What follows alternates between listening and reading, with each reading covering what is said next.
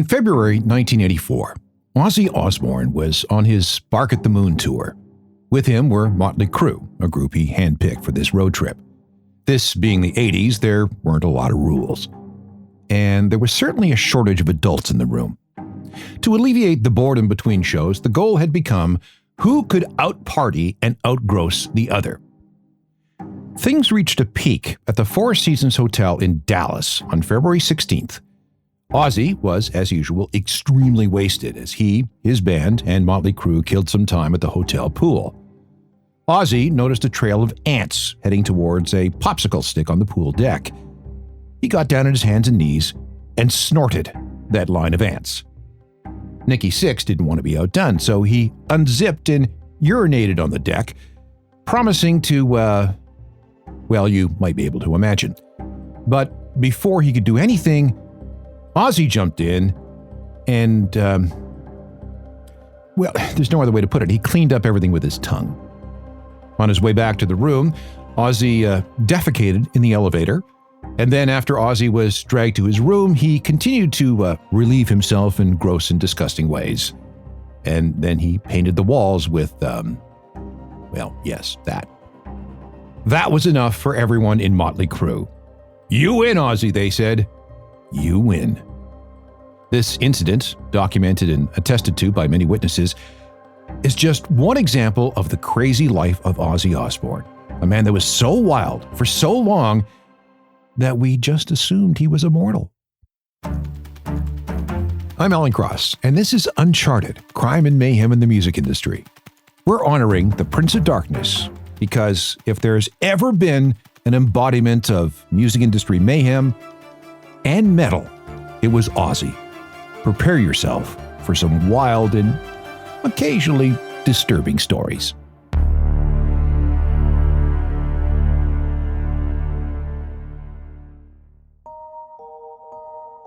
It's amazing that Ozzy Osbourne made it to the age of 76, or past the age of 30, to be honest. Few rock stars have done crazier or more damaging things to themselves, and occasionally those around them. Now, we're talking about dangerous and destructive behavior that sometimes required psychiatric care. Alcohol. Oh, there was so much alcohol that Ozzy doesn't remember entire recording sessions or even entire tours. And drugs. So many drugs. There probably wasn't a substance that Ozzy hadn't tried. Cocaine, speed, heroin, LSD, various pills and concoctions. Sometimes one at a time, but often in combination with one another. Plus booze. There were prescription drugs too. Painkillers for his various physical ailments and injuries, and anti-anxiety meds to keep him stable. Well, relatively stable. Sort of stable. Maybe for a while. And then there were all the accidents and misadventures and run-ins with police in various parts of the legal system, and the unfortunate end to the lives of several animals. Ozzy abused his body and brain so much that doctors and researchers were curious to know why he wasn't dead. So in 2010, Ozzy volunteered to see why he was able to survive so much substance abuse for so long. This was serious research too, costing $65,000. They mapped his entire DNA. They sequenced his genome. When the results came back, doctors found that his genetic makeup, the full Ozzy genome, had mutated from all the drugs he'd taken. His DNA contained variants that no scientists had ever seen before. Things that should have killed a normal person were simply processed by his body and largely shrugged off. The findings were presented at a prestigious medical conference. Ozzy was a genuine biological anomaly, a legitimately unique medical specimen, and someone equipped to survive the stories that you're about to hear. So yeah, Ozzy was a mutant. But that shouldn't overshadow the fact that, together with Black Sabbath, Ozzy was the godfather of metal. I don't care who you are.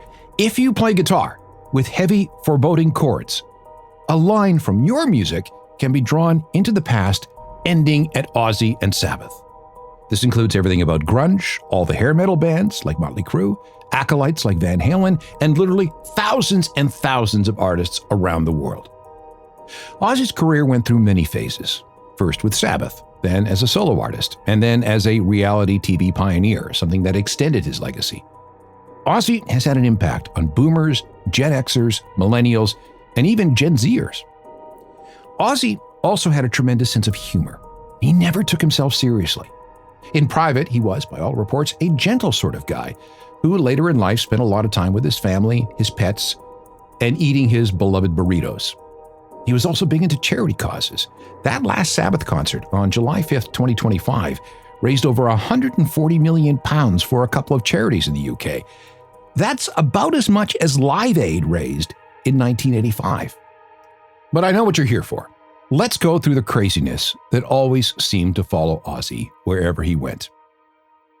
Ozzy started on his self-destruction journey early. Growing up in the Aston area of Birmingham, he suffered from dyslexia and was sexually abused by some bullies at school. There apparently were several suicide attempts as a teenager. He supplemented his income as a petty thief, which saw him arrested several times, mostly for breaking into parking meters for the cash they contained. He'd spend that money on speed or sleeping pills. Another scam was carried out at the local football pitch of Ozzy's beloved Aston Villa. He and a friend would charge half a shilling to mind their cars during a game. It was one of those nice wheels, shame if something were to happen to it kind of thing. He also tormented a teacher named Mr. Lane. Ozzy would heat up a penny with a blowtorch and then leave it on Mr. Lane's desk. The poor man's fingertips were never the same. By this time, though, he was a major fan of the Beatles. After hearing She Loves You for the first time on a little blue transistor radio at the age of 14 in 1963, he became a fan. It floored me, he remembered. It was if you knew all the colors in the world and someone showed you a brand new color. Ozzy made up his mind. I'm going to be a rock star. But first, he had to endure a few things. He left school at 15 and tried holding down a job, a general laborer on a construction site, an attempt at working for a plumber, someone who tuned car horns at the factory for Lucas Cars, where he regularly got high, sniffing toxic chemicals used for degreasing car parts. He also worked at a funeral home. He hated all of those early jobs, except for one, working at a slaughterhouse. He was quickly promoted to cow killer. He lasted 18 months before he was fired for getting into a fight with a coworker. His first real run-in with the law came in 1966 at the age of 17, when he broke into 63-year-old Mrs. Sarah Clark's clothing store across the back alley from his house. He tried to make off with a 24-inch TV, which he found he couldn't carry. He tried to make off with some women's shoes, which he thought he could wear, and some baby clothes, which he thought were for adults. He planned to sell everything to people down at the pub. He burglared the same shop 3 times, eventually making off with about £25 worth of goods. The third time, cops were waiting for him, because on an earlier occasion, he wore fingerless gloves and left fingerprints all over the store. When he was caught, his father wouldn't pay the £40 fine, so Ozzy spent 6 months in prison. He passed some of the time by tattooing the letters OZZY on his knuckles with a piece of graphite. And to keep from getting picked on, he did the craziest things he could think of. And after a few days, other inmates were afraid to go near him. He was eventually released unscathed, but it was that prison experience that scared him away from being a thief. Instead, back to the Beatles. He thought he might be in a band. In 1967, he met Geezer Butler, who wanted Ozzy to be the singer in his band, Rare Breed. They lasted all of 2 shows before they broke up. But then Ozzy and Geezer joined a group called Polka Tulk Blues, with a guitarist named Tony Iommi and drummer Bill Ward. They quickly changed their name to Earth, but found out that another group already had that name. One day, Ozzy found himself across the street from a theater that was playing a 1963 movie starring Boris Karloff called Black Sabbath. Not only did they get their name from the movie, but they also copied its style musically. Dark, gloomy, sludgy, menacing, and with a touch of the occult. And after hearing the first Led Zeppelin album, they decided that they could do that, but they needed to be heavier. A lot heavier. That was August 1969. A debut self-titled album was released in February 1970, on Friday the 13th, fittingly. It was recorded in one 12-hour session. It was a success, and today, many call this the first true metal album. What is this that stands before me? That first Black Sabbath album sounded nothing like anything else in 1970. Critics hated the album. And I mean really, really hated it, calling the record the worst of the counterculture. But it still found an audience, reaching number 8 on the British charts and number 23 in the US. It would sell 1 million copies over the next 12 months. A second album, Paranoid, arrived just 6 months later, and this time they spent 3 whole days making it. The title track was the last song recorded, and it came together in about 20 minutes.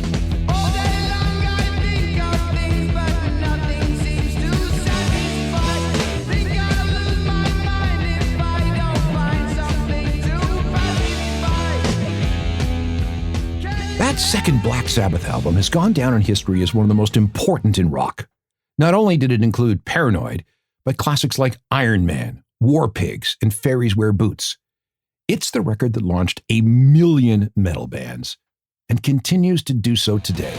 Has he lost his mind? Can he see or is he blind? Can he walk at all? Or if he moves, will he fall? Ozzy spent much of the 70s doing crazy things, indulging in plenty of sex, drugs, and rock and roll. Leslie West of the band Mountain introduced him to cocaine at a show in Denver in 1971, and Ozzy became a fan. He married Thelma Riley in 1971, which resulted in 2 kids. Ozzy would later call that marriage a big mistake, and by his own admission, he was a terrible father.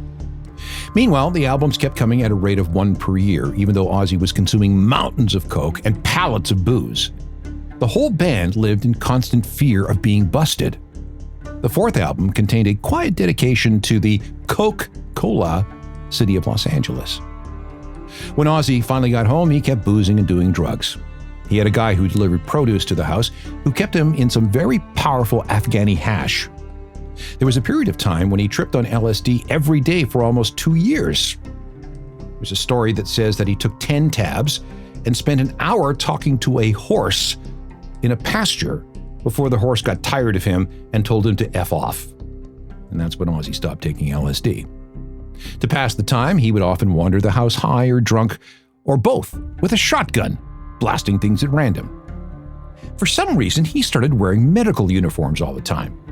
You couldn't ask Ozzy why because he didn't know. He made friends with Led Zeppelin drummer John Bonham. A really bad combination. The two competed to see who could do the craziest things, and that rarely worked out well. On one occasion, the neighborhood vicar came around for one of his usual visits, and Thelma accidentally gave him some cake Ozzy had made. It was 20% cake mix and 80% grated Afghani hash. The poor man almost died. The weirdness kept coming. On a flight to the US, the man seated next to Ozzy in the plane died mid-flight, and he had to sit there with a corpse next to him. Ozzy would often show up at his local pub in a bathrobe and slippers, getting there on his riding lawnmower because he didn't have a driver's license. The band's money was mismanaged and disappeared. Ozzy tried raising chickens as therapy, but ended up just blasting them all with his shotgun.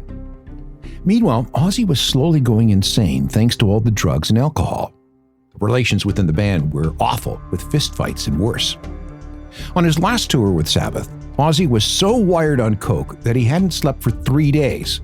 So when the group rolled into Nashville, Ozzy conked out at the Hyatt Regency Hotel for 24 hours straight, in the wrong room. There was a gig to play, but nobody could find Ozzy. Everybody thought he'd gone missing. They were so concerned that he became a story on the local news. The show had to be canceled, and when Ozzy finally woke up, there was hell to pay. And on April 27, 1979, Ozzy Osbourne was fired from Black Sabbath. Now, you would think that this would have been a wake-up call for him, right? Well, no. Things just kept getting worse.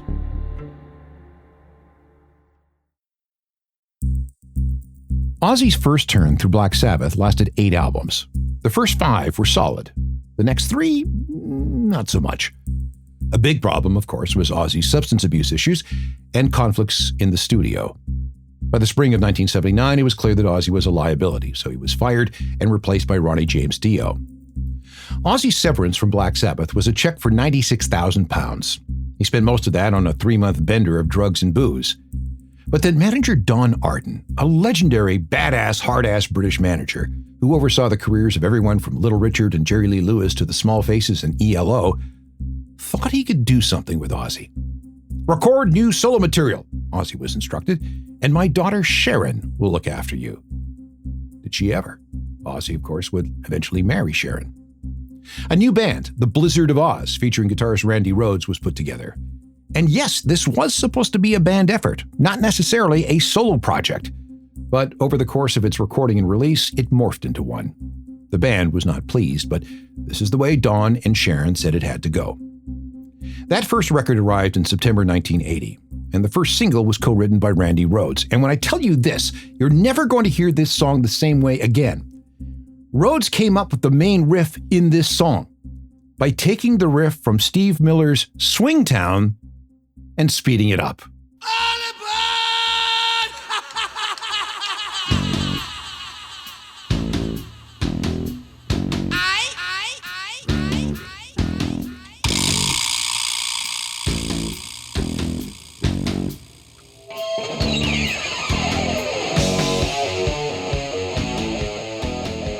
Central to Ozzy's second act was how he was marketed as the Prince of Darkness and a genuine rock and roll madman.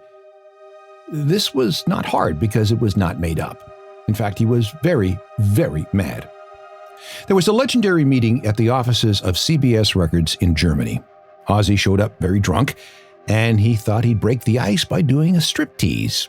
He then goose-stepped down the conference room table and then took a whiz in a glass of wine that was being enjoyed by a labeled executive. At a meeting at CBS Records in Los Angeles, things went very sideways very quickly. Sharon had come up with a plan. Ozzy, just sit quietly in the meeting and let me do all the talking. And in the end, you'll release some beautiful white doves and flash everybody a peace sign. They talked about it, and Ozzy agreed to it. But when Ozzy got bored, which didn't take long, he decided he needed to make an impression. He grabbed one of the doves and in one quick motion, bit its head off and threw it onto the conference table, blood and guts and bodily fluids everywhere. And a photographer was there to capture the action. The CBS people were horrified. 2 security men dragged Ozzy out of the building and threw him on the sidewalk. CBS went apoplectic about this, but the press loved it. And suddenly Ozzy was everywhere. It turns out that executing a dove was a good career move. Blizzard of Oz, which had started slow in America, quickly sold 1 million copies. Don't look at me for answers. Don't ask me. I don't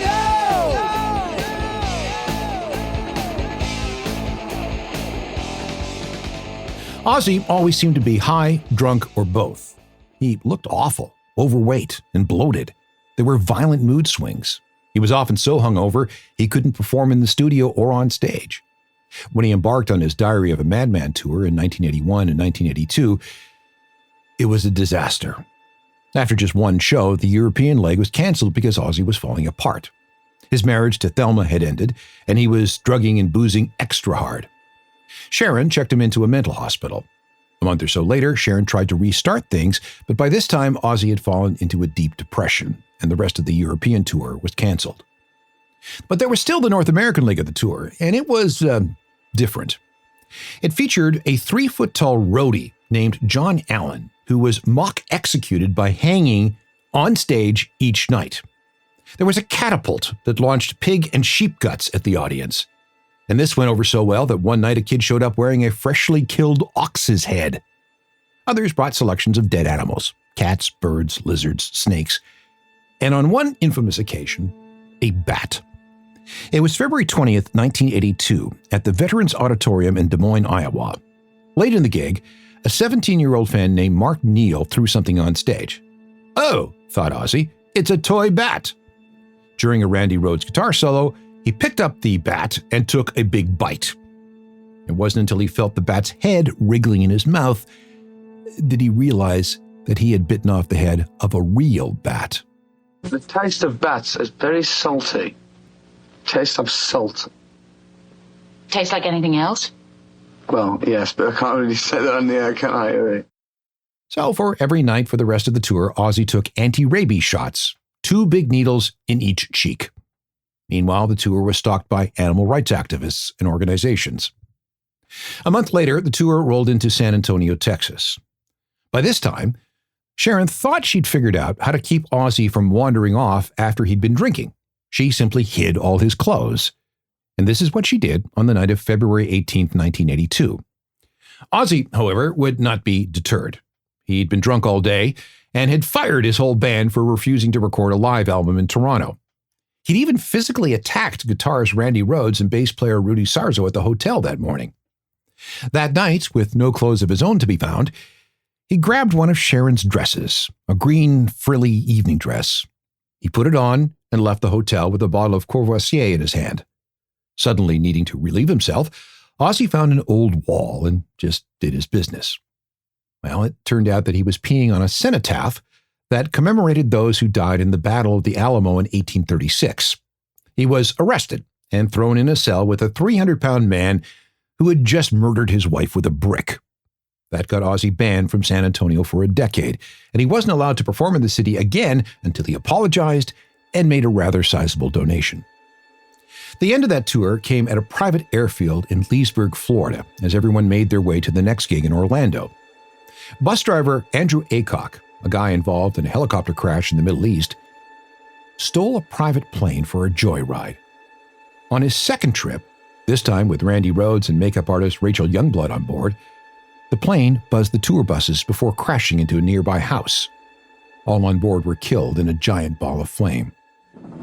According to police, the three were on an early morning joyride after staying up over 24 hours, while some members of the Ozzy Osbourne band slept in their tour bus parked next to the house. The other three buzzed overhead, circling the bus 3 times. On the 4th time, they didn't make it. The plane had been flying treetop level roughly 3 times, and then after the 4th pass, he tipped the bus on the opposite side, and then it went over the top of the bus, the plane did, and hit a pine tree in the front yard, and after it hit the pine tree, it nosedived into the home.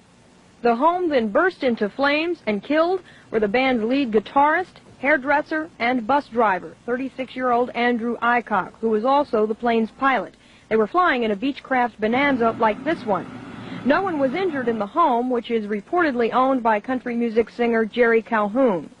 The band was on a tour which included a concert this weekend at the T-Bowl. Police say the band's bus driver lived nearby and brought the band here for a brief stop before continuing on. Near Leesburg, Marty Salt, Channel 9, Eyewitness News. This is a huge story in itself. If you want an in-depth look at the Randy Rhoads plane crash tragedy, check out episode 26 of the Uncharted podcast. Oh, and in a very Ozzy twist, the big single at the time was this, from a solo album, Diary of a Madman.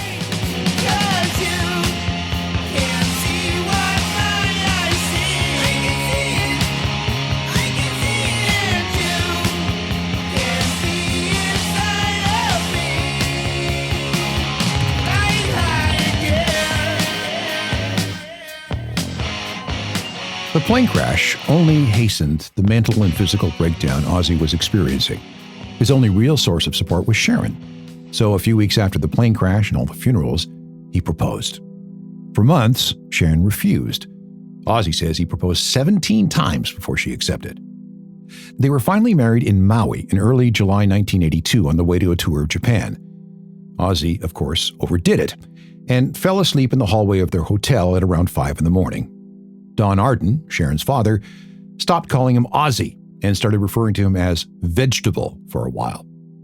Looking for some peace and quiet, Ozzy and Sharon moved to a house called Outlands Cottage in Staffordshire. Ozzy and Sharon would fight. A lot. Quieter moments involved Ozzy watching TV in the living room with a donkey named Sally. He got drunk at a wine tasting and accidentally ordered 144 cases of wine. Things, of course, did not improve with the Bark at the Moon tour, which, of course, featured Motley Crue as the opening act, and we've already talked about that ant-snorting episode in the Feces Fest in the hotel. On one occasion, Ozzy slurped back an entire bowl of sake and woke up on the median of a 12-lane freeway. He had no idea how he got there. On another, a botched special effect involving an exploding mirror during a video shoot lodged a bunch of glass shards in his skin. Then he flew back to the States. But the pressure in the aircraft forced out tiny bits of glass that were embedded in the skin of his face. They came to the surface, and then his face popped like a tomato. There was blood everywhere. That required an ambulance ride to the hospital. The man was barking mad.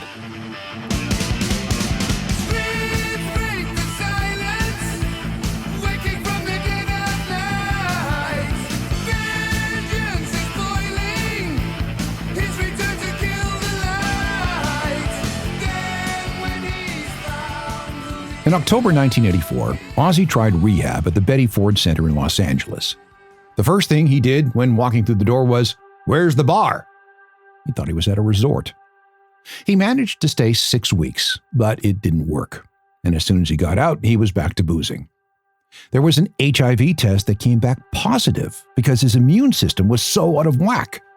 Subsequent blood work revealed that he had near-fatal levels of alcohol and cocaine in his system. And according to these tests, Ozzy should have been dead. Just as that cleared up, a Halifax, Nova Scotia teenager named James Jollymore stabbed a woman and her 2 sons after listening to Bark at the Moon on New Year's Eve 1983. Then Ozzy had to confront the story of a 19-year-old fan named John McCollum. He took his own life with his father's .22 after listening to Speak of the Devil, a live Black Sabbath album. He was found with his headphones still on. His parents launched a lawsuit in January 1986, claiming that Ozzy's song Suicide Solution was to blame, a song that actually wasn't on that live album. The press coverage was brutal, and Ozzy was hounded by church groups, accusing him of being a tool of Satan, and they often stalked him from city to city. That case, by the way, was later thrown out. Wine is fine, but whiskey's quicker. Suicide is slow with liquor. Take a bottle, drown your sorrow. One of the weirdest gigs Ozzy ever played was at Wormwood Scrubs, a high-security prison in London. He joined in with a band made up of inmates and guards.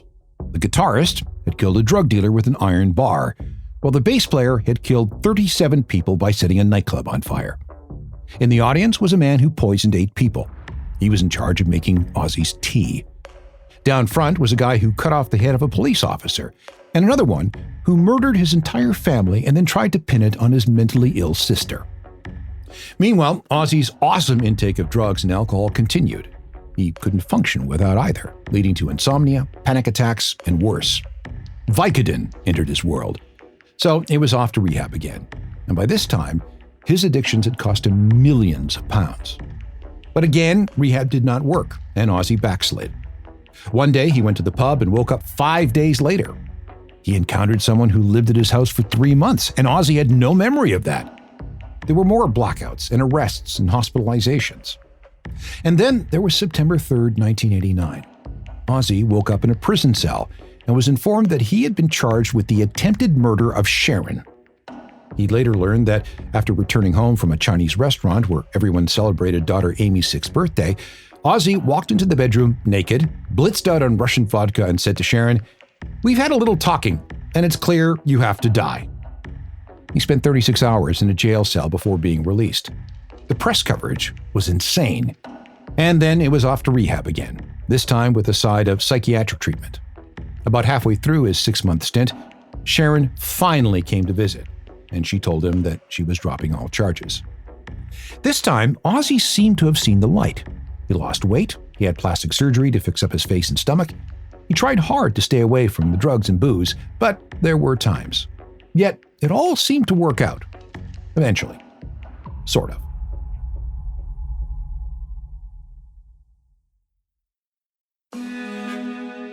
Ozzy continued to release albums through the 1980s, all of which sold in the millions, the biggest of which was No More Tears, which came out in 1991. And even as grunge was taking over, this album was still a hit. This single was co-written by Mike Inez, bass player with Alice in Chains. Look in the mirror, tell me, do you think your life's in danger? Yeah. No more tears. No more tears. In 1992, worn out by all the abuse he'd visited upon himself, Ozzy Osbourne decided to retire.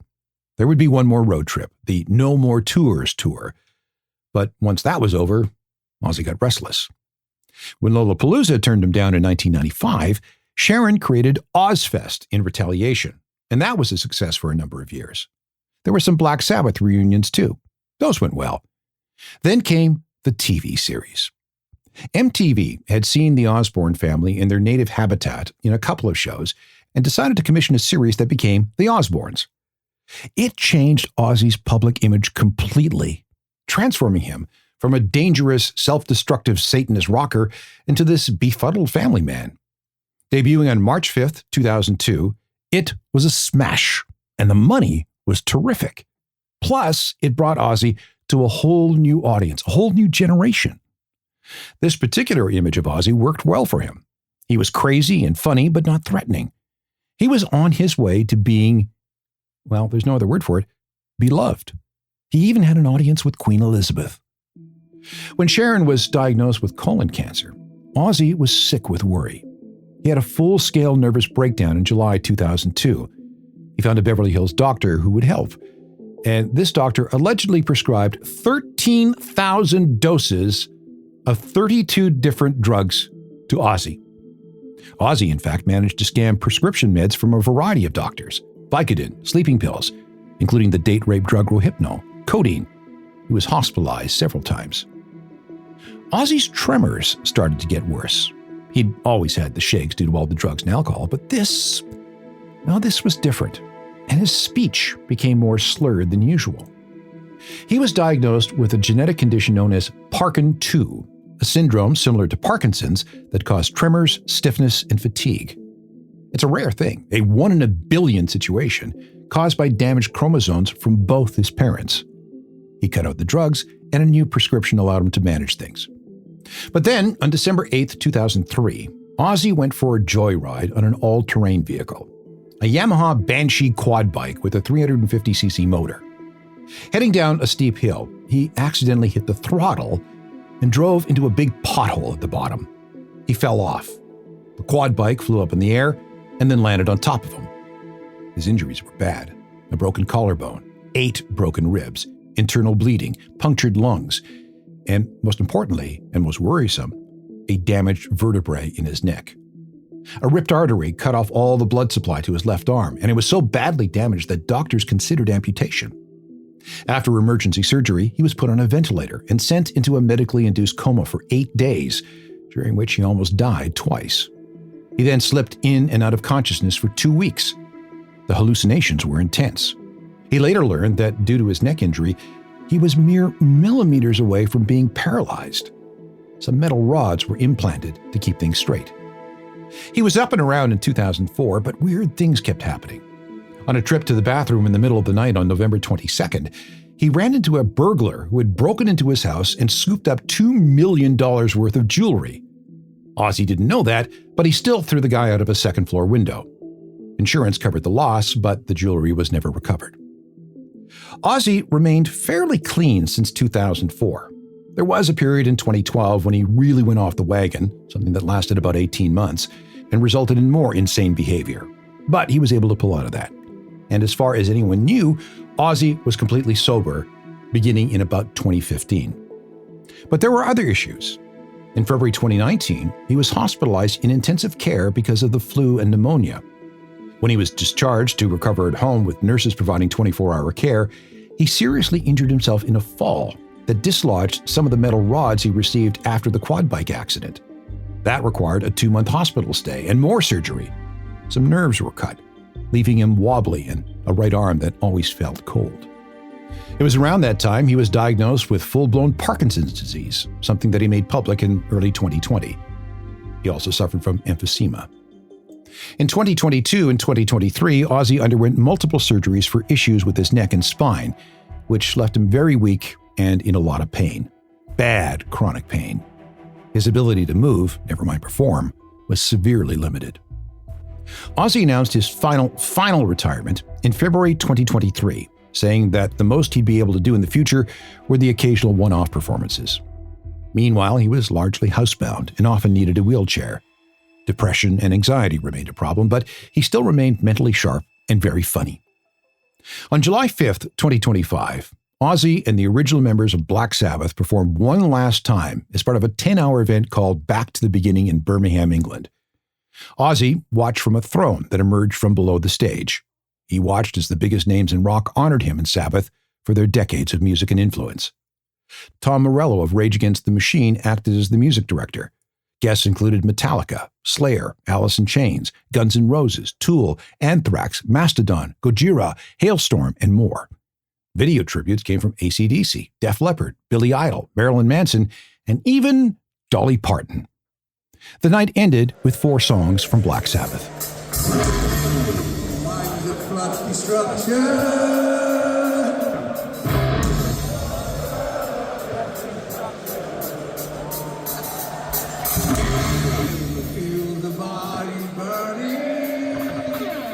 Given his condition, he sounded pretty good.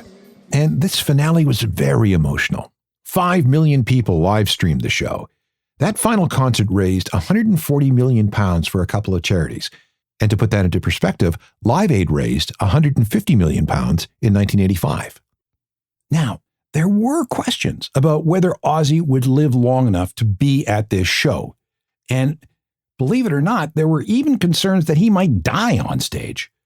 But whatever his issues, Ozzy rallied.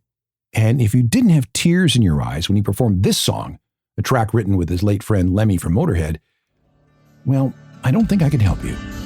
I could right, I could wrong, it hurts so bad, it's been so long.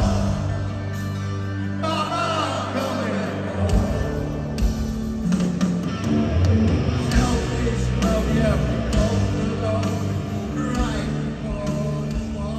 That whole thing was a wild and brilliant send-off. But then, just 17 days later, Ozzy was gone.